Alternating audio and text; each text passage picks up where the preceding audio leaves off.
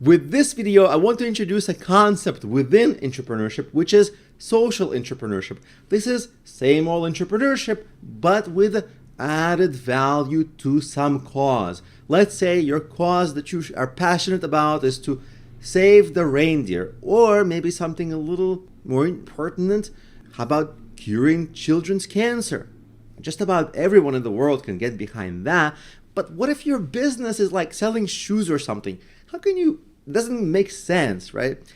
But today, many entrepreneurs want and are passionate about some cause. They want to improve some cause.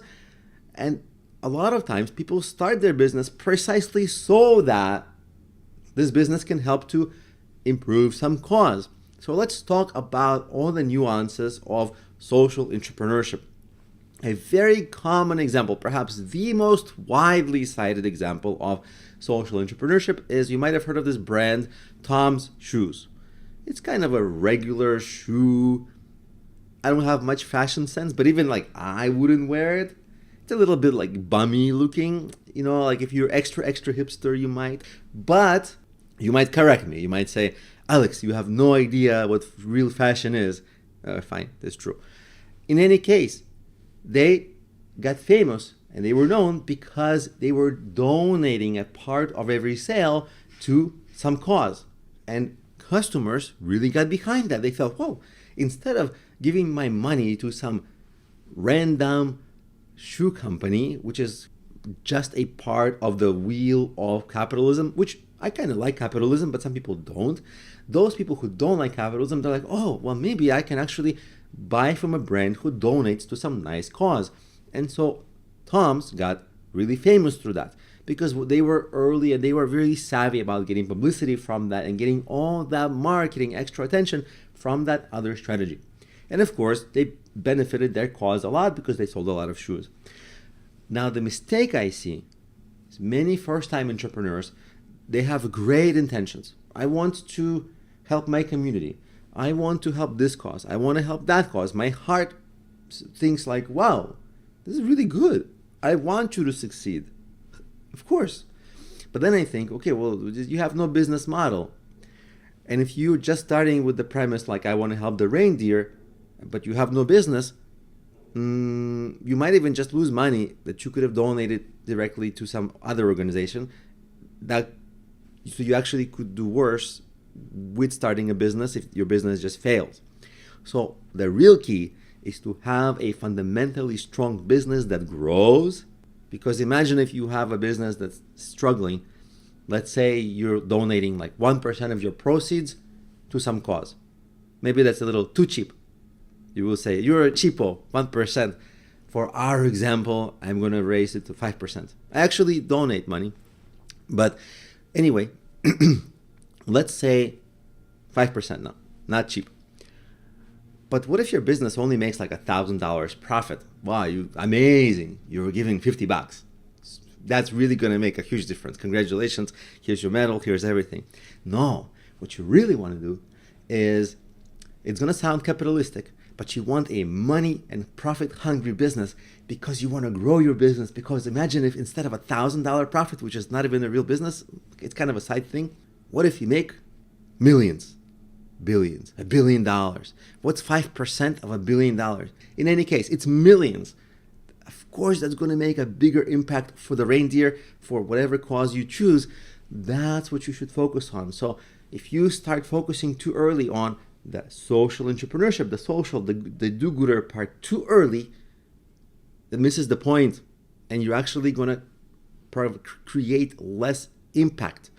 If you create a fundamentally strong business, like forget the impact, first focus on creating a fundamentally strong business that has just the elements of a business. Revenue, profit, good margins, growth, this kind of boring, like not saving the reindeer today, but then that business grows and you can do so much for the reindeer. Of course, there's an element that's in between these somehow. Is that you can get publicity like Tom's Shoes. You can get publicity and get known for it. And in order to do that, it's a little hard because, you see, when they did it, Tom's, they were early in this and they got a lot of publicity. And then there was a second company, and a third company, and a fourth company. And by the time it's the fifth company, it started to sound a little old. Like, I see these Super Bowl commercials, and they're like selling trucks or candy. And they're like, we are helping make the world a better place, one piece of candy at a time.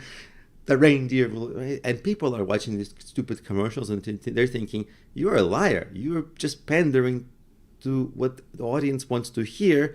Or like a credit card company, making a commercial for themselves, and they're like, we're helping the reindeer. No, you're not. You're actually overcharging small businesses with high fees and making their life harder, right? You're still evil, kind of, credit card company. So you don't want to do pandering and be disingenuous, because that's going to turn people off. So here is a really good strategy that will balance everything. Instead of like, I'm selling shoes and helping the reindeer, which doesn't really align. What you want to do is find a way to align things. Here's an example. Patagonia, the outdoors company, they create outdoor gear. Outdoor, green, nature, earth. They have an initiative where they create a lot of their gear from recycled materials, meaning they reuse and they recycle. It's preferred to getting new. And so, because of that alignment, their audience probably cares about the environment because they're going outdoors. So Patagonia created an initiative that is social entrepreneurship, but within their niche. So whatever your field is, whatever your industry, your niche is, don't be like, I'm saving the reindeer. Sure, you can donate to the reindeer, no worries. But what you really want to do, if you want publicity and if you want to grow through that attention that the publicity is going to get you, align that initiative, the social entrepreneurship component of your business, with what your business currently does. If you sell pet food, do something good for the pets also. If you sell clothing, have clothing recycling. Whatever. If you teach like me, maybe open up a little learning center, something for free, have a free thing on the side for learning for like disadvantaged people. Or think even more creatively than these examples, but they have to align so that your main audience, your customers, will see, oh, well, we care about this thing and you're doing more good in this field. We know people in this field. We are also in this field. We'd like to help and get the word out about this field. Let's talk about it to people who we know who are also into this field. And then you have synergy where your social good is good, but also gets you so much attention that your business grows, gets a lot of extra attention and publicity for essentially that free. And because your business grows, you're able to give more to your cause.